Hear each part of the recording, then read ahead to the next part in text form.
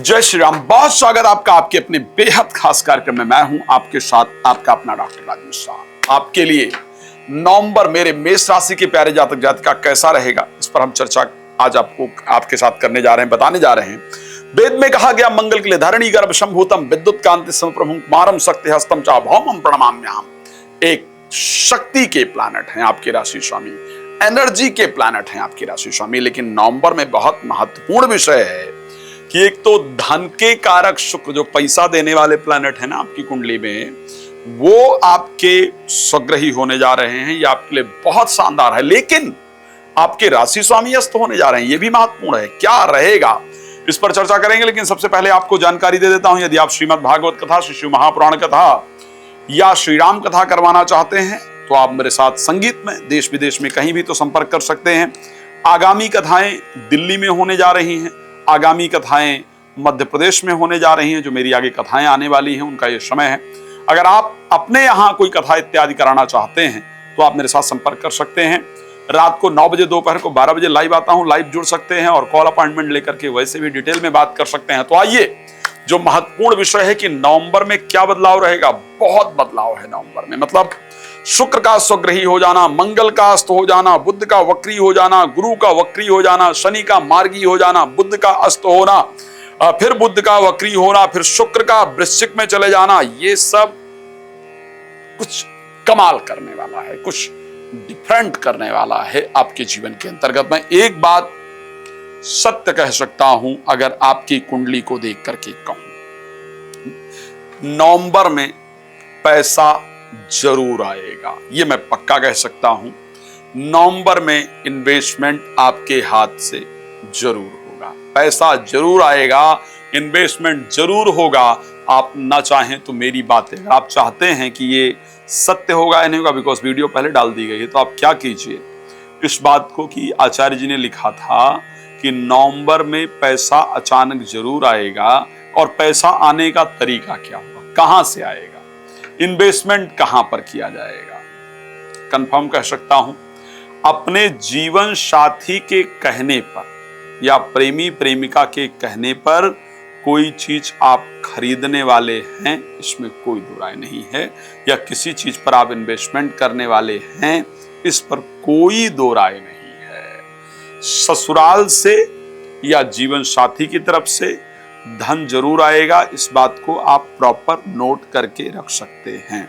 लेकिन अच्छी चीजें जरूर राशि के अंतर्गत दिख रही हैं और भगवान कृपा करें बहुत अच्छा हो, ये मैं प्रार्थना भी करता हूं। पर उसके साथ साथ क्या अच्छा होगा और क्या खराब होगा, इस पर बात करना बहुत जरूरी है। तो महत्वपूर्ण विषय यह है कि आपके राशि स्वामी जो मंगल हैं स्वयं के, वो स्वग्रही होकर के 8th हाउस में गोचर कर रहे हैं।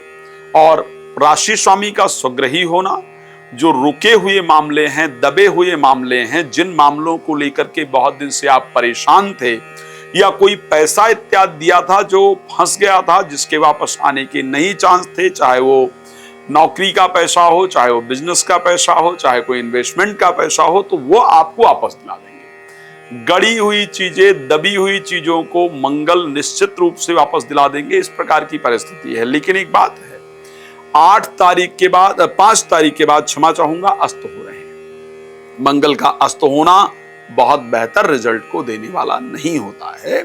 यानी राशि स्वामी के अस्त होने के कारण या तो उनको आपको पावर दे करके रखना पड़ेगा, अन्यथा स्वास्थ्य में दिक्कत आ जाएगी, शरीर का एनर्जी लेवल कम हो जाएगा, सोचने की शक्ति कम हो जाएगी और कार्य डिले होने प्रारंभ हो जाएंगे। तो 5 तारीख को जैसे ही मंगल अस्त होंगे तो हमको उनको आर्टिफिशियल पावर देने की जरूरत पड़ेगी। लाइक एक है कि नेचुरल पावर होती है, एक मेडिसिन के द्वारा हम किसी को पावर देते हैं। तो अब मंगल के अस्त होने पर अगर आपको अपनी एनर्जी बरकरार रखनी है, यदि आपको अपनी फिजिकल जो एक्टिविटी है उसको स्ट्रांग रखनी है, तो ऐसे परिस्थिति में मंगल को आर्टिफिशियल पावर देना पड़ेगा।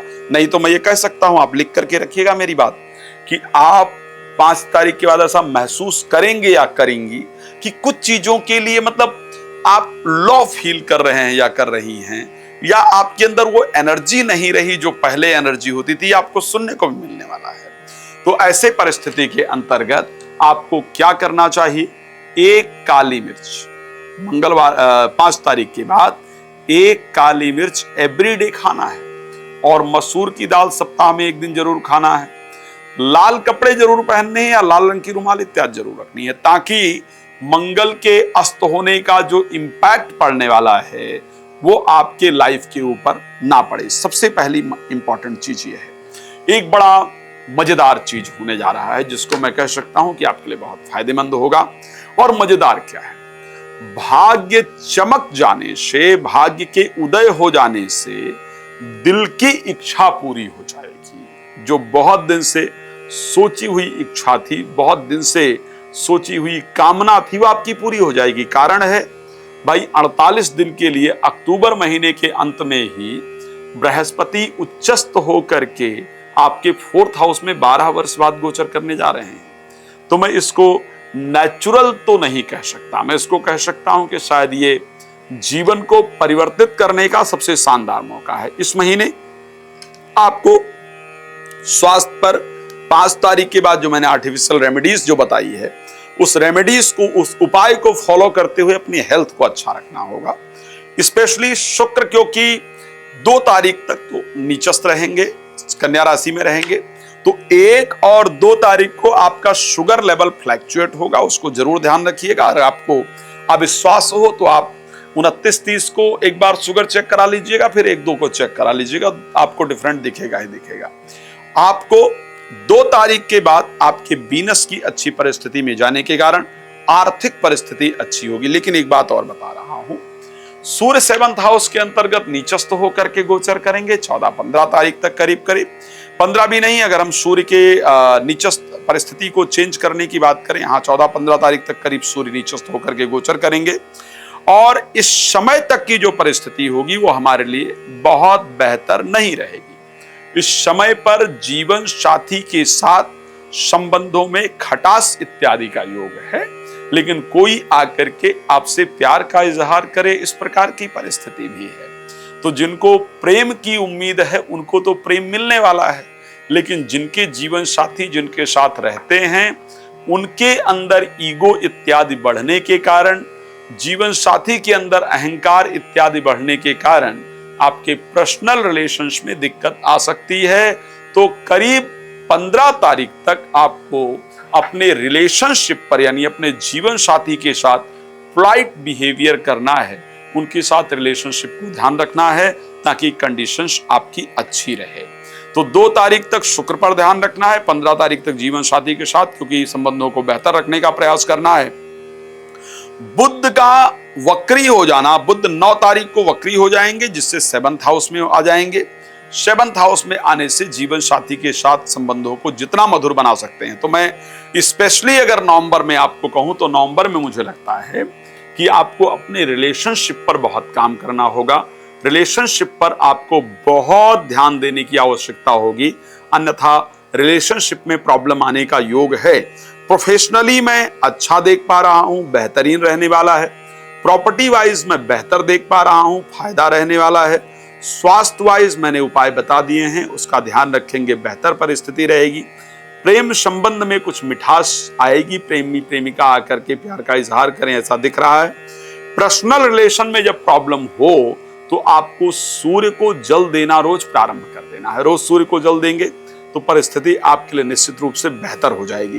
भगवान आपको बहुत प्रसन्न रखें, मेरी शुभकामना है। रात को 9 बजे, दोपहर को 12 बजे लाइव आता हूं, आप मेरे साथ जुड़ सकते हैं और अपने बारे में डिटेल चर्चा करने के लिए कॉल अपॉइंटमेंट लेकर बात कर सकते हैं। धन्यवाद आपका जुड़ने के लिए। जय श्री राम।